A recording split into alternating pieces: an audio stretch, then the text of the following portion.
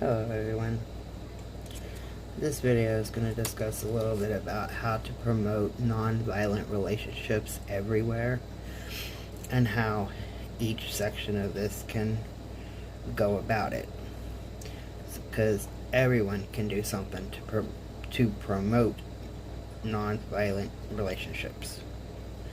Health workers can educate themselves about physical, sexual, and emotional abuse and explore their own biases, fears, and prejudices. They can provide supportive, non-judgmental care to victims of violence. Ask clients about abuse in a friendly, gentle way. Leaders of reproductive health programs can establish policies and procedures to ask women clients about abuse. They can establish protocols that clearly indicate appropriate care and referral for victims of abuse. They can promote access to emergency contraception, lend facilities to women groups seeking to organize support groups and hold meetings. Community and religious leaders can urge understanding, compassion, and concern for victims of violence. Challenge religious interpretations that justify violence and abuse of women. Make their house of worship available as temporary sanctuary for women in crisis.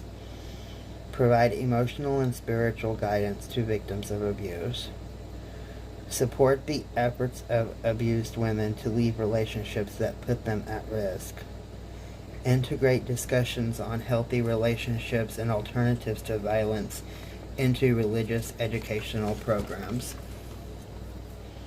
The mass media can respect the privacy of victims of rape by not printing their names without their permission. Avoid sensationalizing cases of violence against women.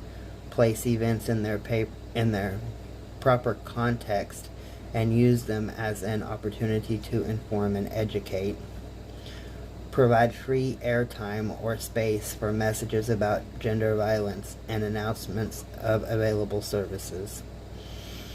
Reduce the amount of violence portrayed on TV.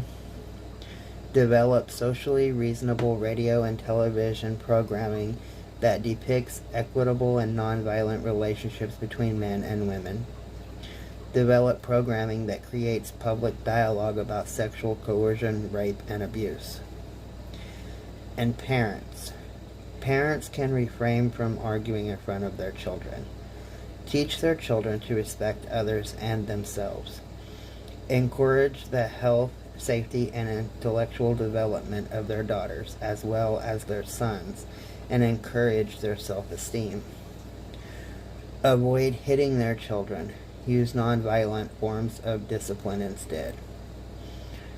Teach children nonviolent ways to resolve conflicts.